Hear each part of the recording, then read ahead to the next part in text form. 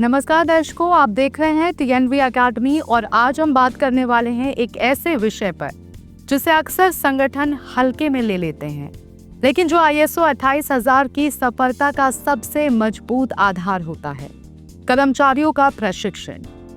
अक्सर कंपनियां ये सोचती हैं कि आईएसओ 28000 केवल डॉक्यूमेंटेशन और ऑडिट का खेल है, लेकिन हकीकत यह है कि जब तक कर्मचारी प्रशिक्षित और जागरूक नहीं होंगे, तब तक कोई भी सप्लाई चेन सुरक्षा प्रणाली जमीन पर काम नहीं करेगी।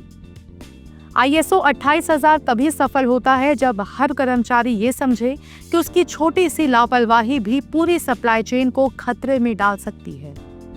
आईएसओ 28000 में कर्मचारियों की भूमिका। आईएसओ 28000 सिर्फ मैनेजमेंट या सिक्योरिटी टीम की जिम्मेदारी नहीं है। ये एक ऐसा सिस्टम है जिसमें driver, warehouse staff, security guard, documentation team, IT staff और मैनेजर सभी की भूमिका बराबर महत्वपूर्ण होती है। अगर ट्रक ड्राइवर को रूट रिस्क की जानकारी नहीं है, अगर वेयरहाउस स्टाफ एक्सेस कंट्रोल को गंभीरता से नहीं लेता या आईटी टीम डेटा सिक्योरिटी को नजरअंदाज कर रही है, तो पूरी सप्लाई चेन असुरक्षित हो जाती है। इसीलिए प्रशिक्षण का उद्देश्य केवल जानकारी देना नहीं, बल्कि सुरक्षा की जिम्मेदारी का एहसास कराना होना चाहिए। अब हम जानेंगे कि प्रशिक्षण क्यों अनिवार्य है। बिना सही प्रशिक्षण के आईएसओ 28000 केवल कागजों तक सीमित रह जाता है। बहुत से संगठनों में देखा जाता है कि पॉलिसी बनी होती है, प्रोसीजर लिखे होते हैं, लेकिन कर्मचारियों को ये पता ही नहीं होता कि उन्हें कब, कैसे और क्या करना है। किसी घटना के समय लोग घबरा जाते हैं क्योंकि उन्होंने कभी अभ्यास नहीं किया होता। इसी कारण आईएसओ 28000 प्रशिक्षण को एक औपचारिकता नहीं, बल्कि एक निरंतर प्रक्रिया मानता है, जो कर्मचारियों के व्यवहार और सोच को बदलती है। अब प्रशिक्षण की सही योजना कैसे बनाएं, ये जान लेते हैं। आईएसओ 28000 के लिए प्रशिक्षण देने से पहले ये समझना जरूरी है कि किस कर्मचारी को किस स्तर की ट्रेनिंग चाहिए। इसे प्रशिक्षण आवश्यकता विश्लेषण कहा जाता है। हर कर्मचारी को एक जैसी ट्रेनिंग देने के बजाय उसकी भूमिका के अनुसार प्रशिक्षण तय किया जाना चाहिए। प्रशिक्षण के उद्देश्य स्पष्ट होने चाहिए, जैसे जोखिम पहचानना, संदिग्ध गतिविधियों की रिपोर्टिंग करना या इमरजेंसी में सही प्रतिक्रिया देना। इसके बाद ही प्रभावी प्रशिक्षण मॉड्यूल तैयार किए जा सकते हैं। अब आईएसओ 28000 के लिए प्रशिक्षण के प्रकार।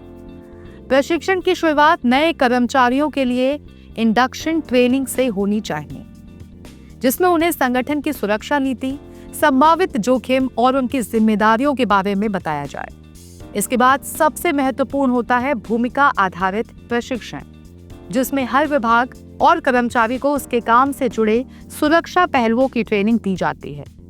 समय समय पर रिफ्रेशर ट्रेनिंग भी जरूरी होती है, ताकि कर्मचारी नियमों को भूले नहीं और नए खतरों से अवगत रहें। इसके साथ ही इमरजेंसी ड्रिल और मॉक अभ्यास कर्मचारियों को वास्तविक परिस्थितियों के लिए तैयार करते हैं। आइए अब जानते हैं कि प्रशिक्षण में क्या सिखाया जाना चाहिए। आईएसओ 28000 प्रशिक्षण में कर्मचारियों को ये समझाया जाना चाहिए कि सप्लाई चेन सुरक्षा क्या है और इसका संगठन पर क्या प्रभाव पड़ता है।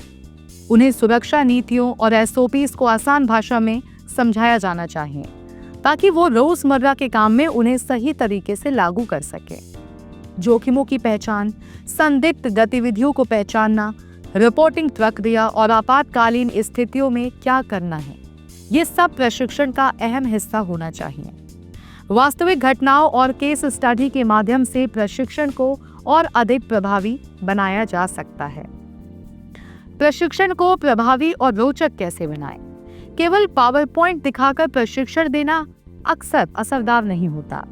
आईएसओ 28000 प्रशिक्षण को प्रभावी बनाने के लिए क्लासरूम ट्रेनिंग के साथ साथ video, role play, on the job training और सिमुलेशन का उपयोग किया जाना चाहिए।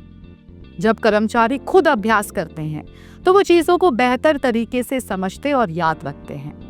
आसान भाषा में अगर कहें तो वास्तविक उदाहरण और इंटरैक्टिव सेशन प्रशिक्षण को रोचक बनाते हैं। अब प्रशिक्षण के बाद मूल्यांकन और रिकॉर्ड। आईएसओ 28000 में ये देखना भी उतना ही जरूरी है कि प्रशिक्षण प्रभावी रहा या नहीं। इसके लिए लिखित टेस्ट, प्रैक्टिकल डेमोन्स्ट्रेशन, कार्य के दौरान अवलोकन और फीडबैक लिया जा सकता है। इसके साथ साथ प्रशिक्षण से जुड़े सभी रिकॉर्ड जैसे अटेंडेंस शीट, ट्रेनिंग कंटेंट, मूल्यांकन परिणाम और फीडबैक फॉर्म सुरक्षित रखना अनिवार्य है, क्योंकि ऑडिट के समय यही प्रमाण होते हैं कि कर्मचारियों को वास्तव में प्रशिक्षण दिया गया था। ISO 28000 ऑडिट और प्रशिक्षण। ऑडिट के दौरान ऑडिटर ये जांचता है कि संबंधित कर्मचारियों को उनकी भूमिका के अनुसार प्रशिक्षण दिया गया है या नहीं, प्रशिक्षण कब और कैसे दिया गया और क्या उसका प्रभाव दिखाई देता है।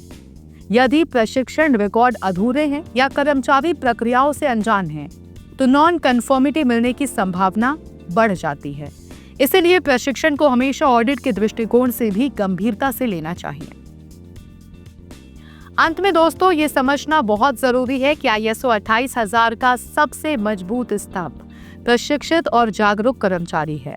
बिना प्रशिक्षण के कोई भी सुरक्षा प्रबंधन प्रणाली सफल नहीं हो सकती। यदि आप चाहते हैं कि आपकी सप्लाई चेन वास्तव में सुरक्षित, भरोसेमंद और ऑडिट रेडी हो, तो प्रशिक्षण को कोई एक बोझ नहीं बल्कि निवेश के रूप में देखें।